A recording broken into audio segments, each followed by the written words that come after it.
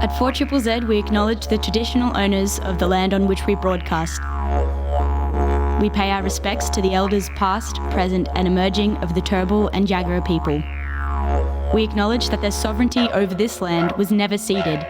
And we stand in solidarity with them.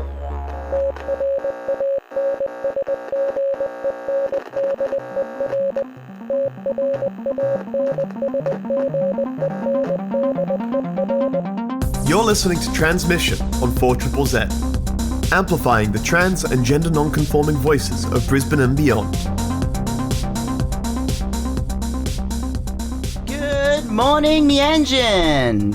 My name is Ez. I use he, him pronouns. My name is Sean. I use she, her pronouns. And we're Transmission. We're doing a whole bunch of, cool trans things on Tuesday mornings on 4ZZZ. I mean, I hope they're cool. I mean, there might be dorky trans things, but we'll see what happens. They're definitely dorky. But they don't know that. No. Yeah, so we cover off on the week in community events and news that might pertain to our trans and gender non-conforming folk around town, as well as discussions and all the things and people that come on the show are either diehard allies or part of the community. So yeah, that's the show. And starting off every episode of Transmission, we go through the week in community events news. So this Thursday at the Cave-In, which is 9th of November, from 6:30pm, this is a completely free event, which is Uncovered Lives, is Australia's Fight for Funded Trans Healthcare, is an upcoming documentary advocating for transgender healthcare to be covered under Medicare Australia's Universal Health Insurance Scheme. Led by a diverse crew of talented filmmakers, this isn't a documentary to miss. Follow us as we uncover the issues within our healthcare system and explore what it means to medically transition in Australia. Just gonna play a little thing. Being able to wake up in a body that's yours after a lifetime of feeling like a stranger in your own skin is the difference between just staying alive and finally living. Medicare was created to support the health of all Australians. With respect to trans health, it's failing. I've known since hitting puberty, my chest should not be the way it is. It just seemed like something I couldn't have. The amount of money that it costs has always seemed way out of reach. Transgender healthcare isn't elective, it is life-saving. I am living proof of that, and if we all come together to fight for trans lives, change will happen, it will be inevitable. To celebrate the release of Uncovered Lives, Australia's Fight for Funded Trans Healthcare, the documentary, they're having a screening with live music and merch for sale at the Cave-In on November 9th. The screening will begin at 6:30, followed by a Q&A with the crew. Then you'll be treated to a live set from the incredible minds behind the soundtrack, Apollo. So it's going to be a really fun night celebrating queer creatives and all that stuff. So yeah, head on down to the Cave-In this Thursday, November 9th from 6:30pm. There we go. Sorry, I had to scroll back up the page. Lovely. What else we got? Okay, so Ez has asked me to do one of these events announcements with like 15 seconds to prepare. Yeah, you're fine. So this is a first for me to even read something and try and make it sound natural. It's okay. If it sounds terrible, it's fine. Yeah, great. Okay, lovely. Okay, the community out there love us. It's fine. Poetry and trans life drawing at the Cave-In, happening tonight, 6pm till 8:30pm. It is a free event. The Trans Life Drawing and Poetry is a monthly event hosted by Drew and Cole. The life drawing is held upstairs, like I said, from 6 till 7. And the poetry is downstairs, 7:30 to 8:30. The poetry event is Echoes from the Cave-In.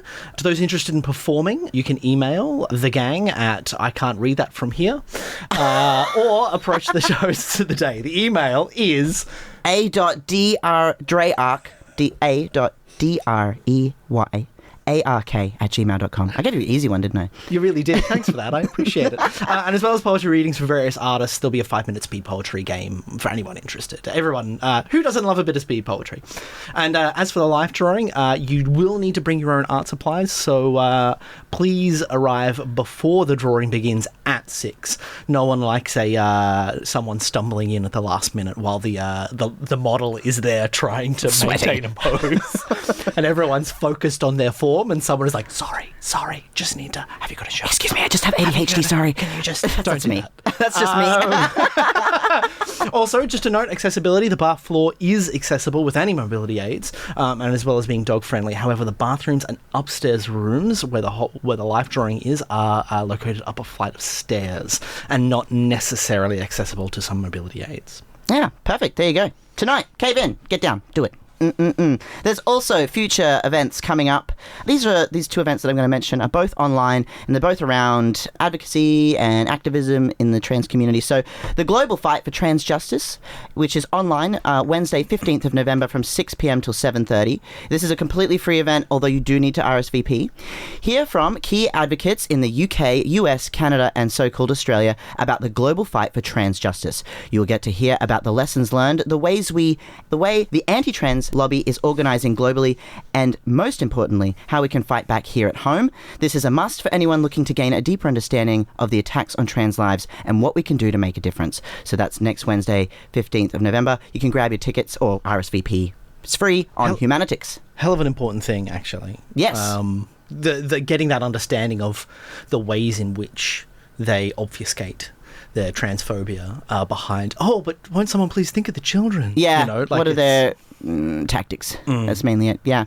And then on Tuesday, the 21st of November, another online event, also free, also have to RSVP, which is Conversations for Trans Justice. It's a completely free webinar. The online training will teach you how to talk to your friends, family and co-workers about trans justice, how to challenge disinformation, and give you strategies and resources you can use to educate those in your community. On the webinar, they will also launch a brand new conversations guide.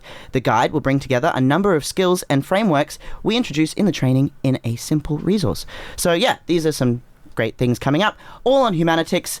Yeah, Trans Justice, excellent organisation. You should subscribe to them if you can, and find out what's going on. So yeah, that's the week in community events, amplifying the voices of the trans and gender non-conforming community of Meanjin, Brisbane and beyond. Transmission on 4ZZZ brings you the latest in trans community news, music and events. Every Tuesday from 9am till 10am. Join our team of hosts for an hour of celebrating the unique perspectives of the trans community. Transmission, Tuesday mornings from 9am till 10am on 4ZZZ. You're listening to Transmission on 4ZZZ. My name is Ez. I use he, him pronouns. My name is Sean. I use she, her pronouns. Sorry, I just blew Sean's mind in that short music break.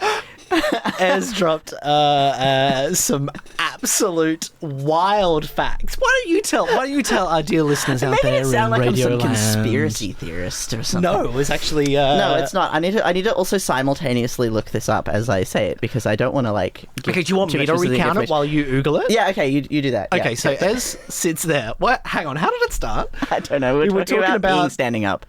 Something is. We're talking about, like, you know. Oh yeah. We were talking about the band Garbage, and I was saying about teenage boy me looking at Shirley Manson and going, "Wow, I wish I was her." I guess I won't examine that at all in any way for decades. And then Ez says, "Oh yeah, I'm just gonna keep standing there, peeing, standing up, not thinking about how I wish I was Shirley Manson." And then I'm like, "What the hell?" And then Ez tells me.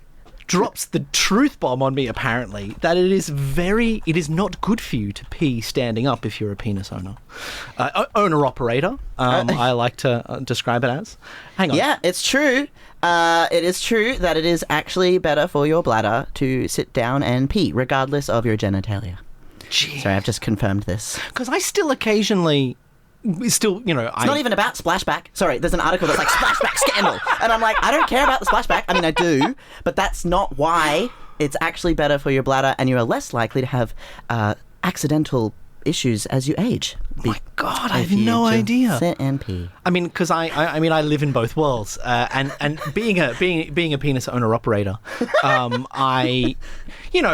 lot of women in my life would describe about the having the hover sitting, which you'd know about, and that's sort of the blessing of being able to go to a public bathroom and be like, fuck it, I don't have to sit for this. Yeah, absolutely. Yeah. Oh my God, I just swore. I promised myself I wouldn't swear. One in the swear jar. It's okay. I'll get the swear jar. So turns out I now have to completely rethink how I exist in bathrooms again. Yeah, well, gosh, this is like a really weird tangent to go on, but on brand of bathroom experiences, is that I don't really have the desire to be standing up at all because of this fact that I learned. I was like, amazing. oh, actually now I just want to sit down because it's obviously better for you. But also, so is all motions that when you sit on the toilet is better. And especially if you've got one of those poop stools. I have been told they're very good. I have not. It puts all the organs and everything sort of drops down nicely in the right place so it can leave your body. I'm not there yet, and I don't know that our audiences are there yet either for this to be the Tuesday morning discourse. Well, basically what you should take from it is if you're a penis owner and operator, you should still sit down to pee. It's like having a forklift ticket, being a penis owner operator. That's the way I like to describe it. You get a similar one when you have a vagina. Yeah, same thing. Same thing. You just subscribe. And you can swap them out. You can buy both if you want. Yeah. Are you licensed to operate these genitals? I'm not sure. Show me your credentials.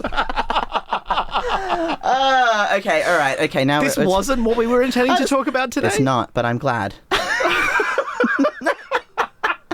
You're getting some authentic riffing on air now, listener. But we're also going to be talking about this thing. I don't know really what to call it yet, but I call it privilege exchange.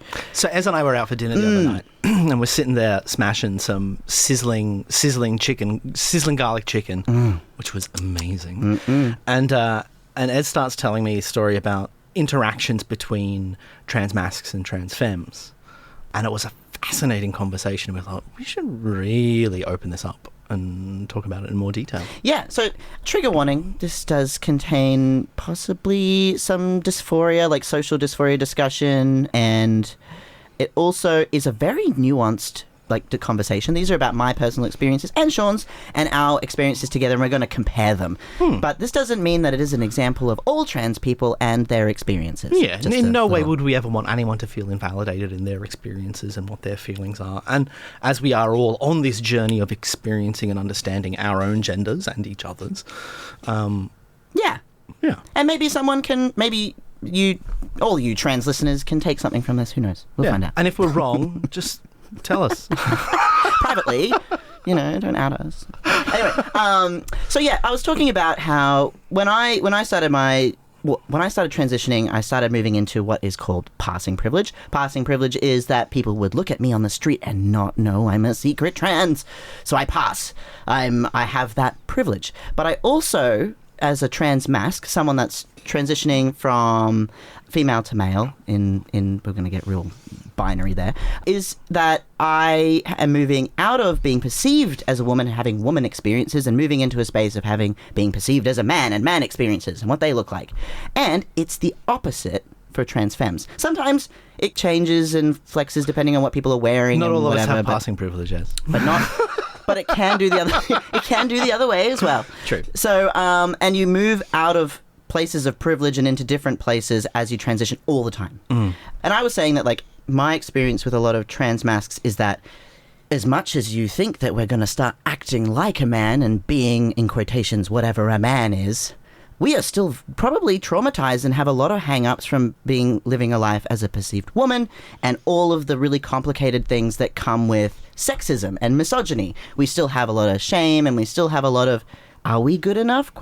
over our head when we do things, which may not be the same thing that a lot of trans femmes were instilled with. And I was talking to Sean about how that can be the case when you have a rude shock with the privilege exchange moving through transition. Oh, absolutely. And just to highlight at the top of this, the concept of passing is something that I personally find particularly unpleasant. The conversation around, there are some people out there who think that if you are not passing, you are not really trans, or that you're not enough of a woman, and I call bullshit on that. Yeah, I think that, bollocks. certainly for me, I am a tall, heavily muscled, heavily tattooed trans woman who looks like they could yeet a man through a window. And I guess that's one of the reasons why I don't experience much hate out in the world. I mean, you were in Melbourne. You told me that you had people hassling you in the street. Yeah, I got people yelling at me in Fitzroy for wearing earrings. Wild. Because they thought I was I don't know, they used the, derogatory word for a vagina at me and told me that I was not a man. And I'm like, honey, you don't know nothing. But, yeah, I don't know. I don't really experience a lot of that. That is definitely like a phobia that I have not experienced, which was, oh, you're a man, you're wearing earrings, that's wrong. And I'm like, gosh, you must be so confused. You don't know anything about me. But that's definitely moving into like a different space. It's like, oh, you're a man, therefore you have to fit this mold. Otherwise, I'm gonna yell at you for wearing earrings. Yeah, wild. And I mean, and that's an act, that's an act of a coward in my mind. Oh yeah, because while I don't pass, I hate the word. While I don't look as though I am a cisgendered woman, people do not hassle me in the street. I don't really get harassed in the street around town here, just generally. Yeah. And even when I was last my in nails Melbourne, and my earrings, no problem. And I just that blows my mind, and that is an act of a coward, right? That is an act of someone who is, punching down on someone that they see that they can be abusive to and not suffer consequences. Yeah. I suppose the privilege that I have of having lived decades as a man, and, dear listeners, the sort of man who, being very unhappy with their body and not understanding why they were unhappy, tried to fix that by becoming absolutely massive. I'm going to have to put money in the swear jar because I worked very hard on becoming a brick shithouse in order to cure what I thought was just self-loathing, but it turns out it was gender dysphoria, and so I have the privilege of walking around still looking like someone that you shouldn't really mess with. Sean, you're painting this picture of how this big burly trans man. You're just such a sweetie. You're so lovely. But yes, Sean, terrifying, cool. Yeah, totally. But it's true though. I think people are less likely to confront certain people because I don't know, people are cowards in other ways. But I think more in terms of the privilege can also be very unconscious. So this is the hard stuff, which is the tricky stuff. And there are a couple of trans femmes that I've met and trans women that I've met who've transitioned much later in life, in their 50s and 60s and older, and they have so much more confidence. They're willing to, they can move through their transition in a totally different mindset. Oh yeah, to how a lot of trans men I've seen move through their transition, which is just with constant questioning and hesitation. Not that doesn't happen for trans women as well, of course. But I noticed that the older you are when you transition, the more of those stereotypes and the conditioning of the perceived gender you were once, you carry with you through to your next life or stage. Yeah, they'll always be part of me.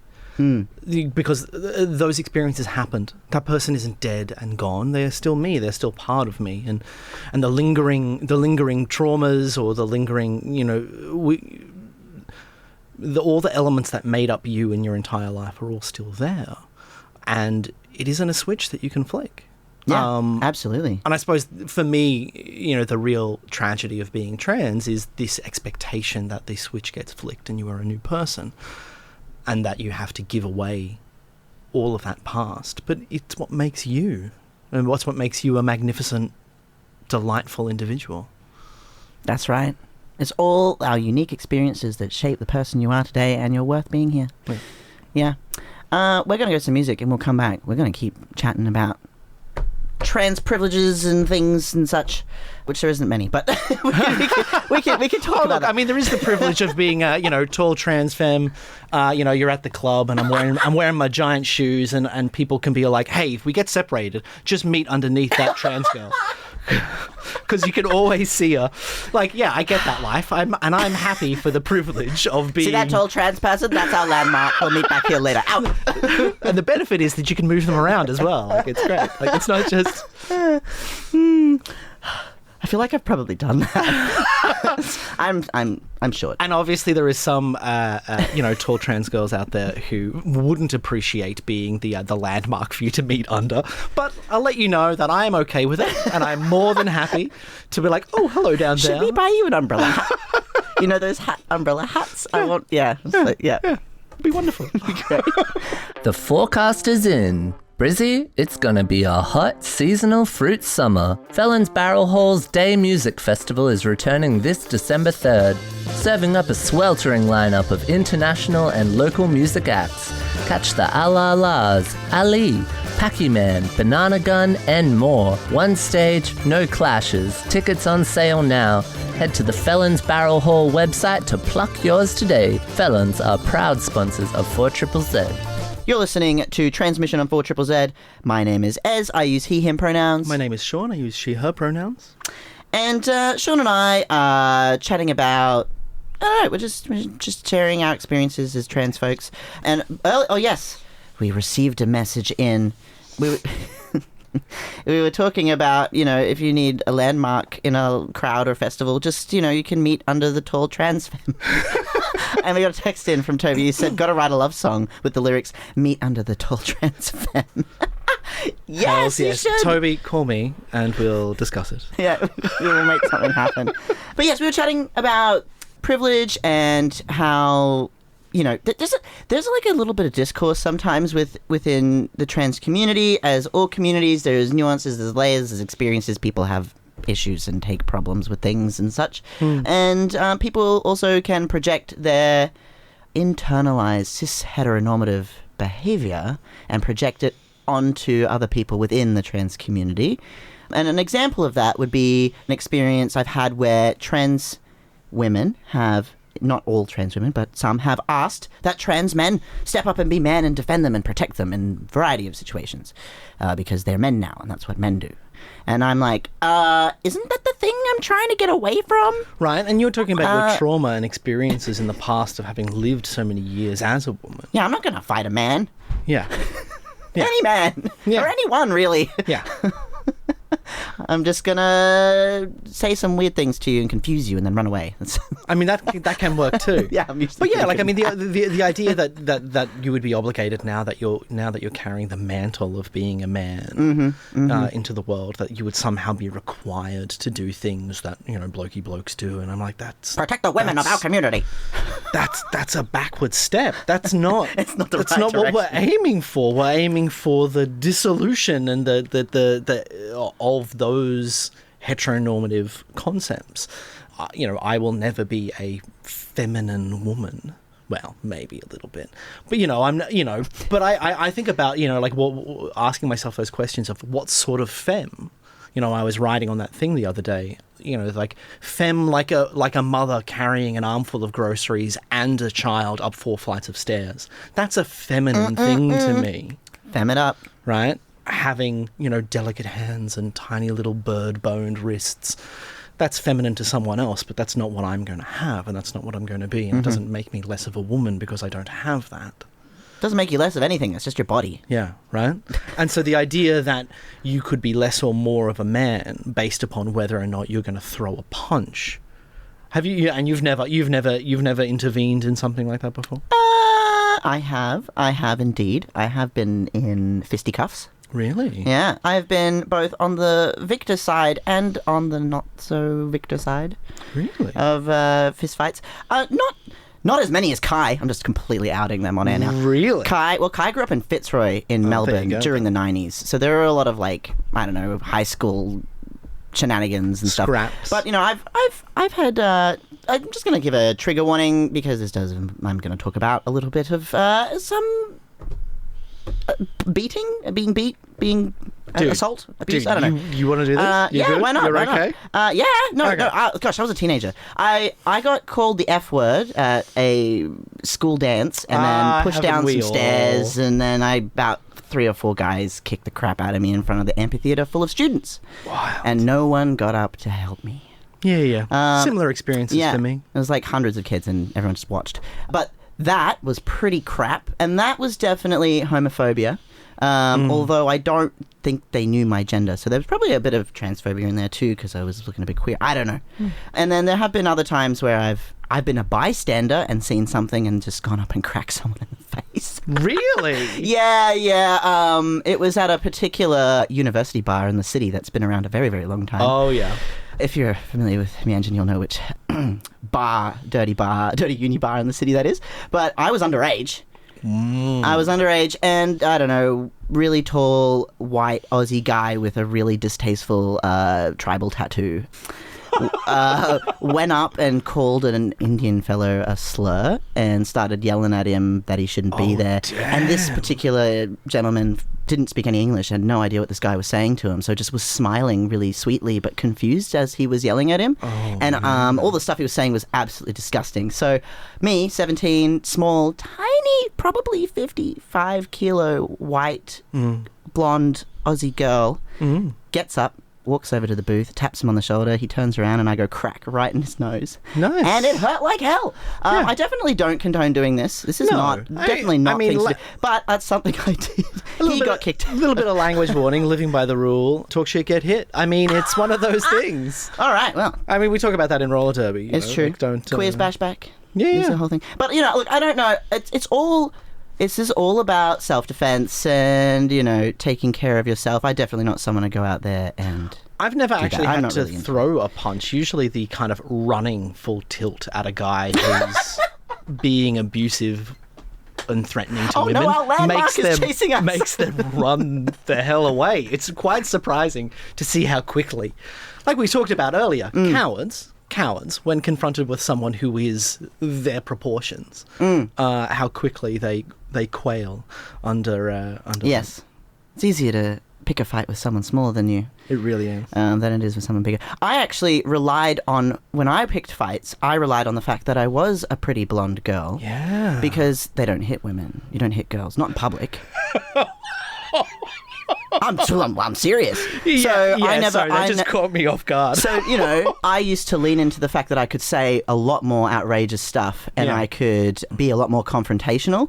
I've discovered that you can't really do that looking the way that I look now. Men will look back at you ready to go you, and I'm learning that. And it's really weird. Men are very confrontational with each other when they don't like things. There's no talking. There's just all... grumble, grumble, grumble. Well, isn't that interesting? Like when we talk about the way the chemical impact on our bodies and the shift of change of your chemical balance and how, and like I know that I absolutely, now that I'm on testosterone blockers, not that I was ever an aggressive person, but I feel that wound spring in my chest never really tightens all the way up to the way that it used to when I had my body responding to testosterone. That's interesting because I totally feel wound tighter. Yeah, right. Yeah. That's and that is an element. But you are taking testosterone. You are not going around starting fights, punching holes in walls. No, I got better things to do. Yeah. Like run a radical trans radio program. Yo! Max has just texted in saying Fight Club. Trans Fight Club. Trans Fight Club. Isn't that Derby? It pretty much is. It's Derby. Great. I'm back skating at BCR, and Fight Club is Derby. there are so many theys, thems, and it's just such a delight to be there. It's so good. They, thems. And how many genders are there? I don't know. I just got here. You've come to the end of transmission. My name is Ez. I use he, him pronouns. My name is Sean. I use she, her pronouns. Oh, we've been having a really deep chat. Yeah. Some fun chat. Some fun stuff and some heavy stuff. Yeah, about, really the crux of everything is just look out for each other. If you're trans, we're all part of the same group of humans that are trying to escape these cultish confines of cis heteronormativity. We are also part of the same community. And obviously that idea that no one is obligated necessarily to support if they have not got the capability, and each to their ability and each to their need. That's right. Yeah. And we gotta look out for each other. Transmission's looking out for you. If you're a trans person, or maybe you're thinking that you might be, or gender's weird and you don't like it anyway, well, join us. Yeah. If you're like me and you sit there and you look at Shirley Manson from Garbage and you're like, yeah, that gives me some feelings. I don't understand them. Maybe you should probably look at them. Or if you see women wearing pretty earrings and you're like, damn, that's so unfair that I can't wear earrings. Just wear the damn earrings. Oh, yeah, Ez is wearing amazing earrings today. Real quick, everybody. The fit is immaculate. It is gold bling. It is Goblin Pirate Boy who is ready to slide down the sail of a ship with a knife in his teeth. It's amazing. I am... obviously going to be in season 3 of Our Flag Means Death. Yeah. I wish. That is absolutely the vibe. I want to hang out with Vico and I mean, obviously, Taika. Sorry, I'm like huge Our Flag Means Death fan. Obviously, 4ZZZ listeners are Our Flag Means Death fans because you're all queer, awesome, punk, rockin' pirate weirdos. I love you. And thank you for tuning into 4ZZZ and supporting probably the greatest radio station in all the world. You can support it, especially and mostly through subscription. Subscribe 4ZZZ.org.au/support. There's a whole tier of different sub packages and with different things and such, and it's for an entire year. It's annual. You get so many perks. The biggest perk, of course, is the warm inner glow that comes from supporting your community. So yeah, you should subscribe. And you get a shout out because the light flashes here in the studio. It feels like the police are coming, but that's not actually what's happening. It's true. If a light goes off. If you subscribe also during a show and select to have your name read out, we will shout out and sing your praises. Yeah, we'll be like, you support trans people. Subscribe to 4ZZZ. Anyway, we'll see you all next week. So thank you so much. Bye. Bye. Thank you so much for listening to Transmission. See you next Tuesday, 9 to 10 a.m. on 4ZZZ.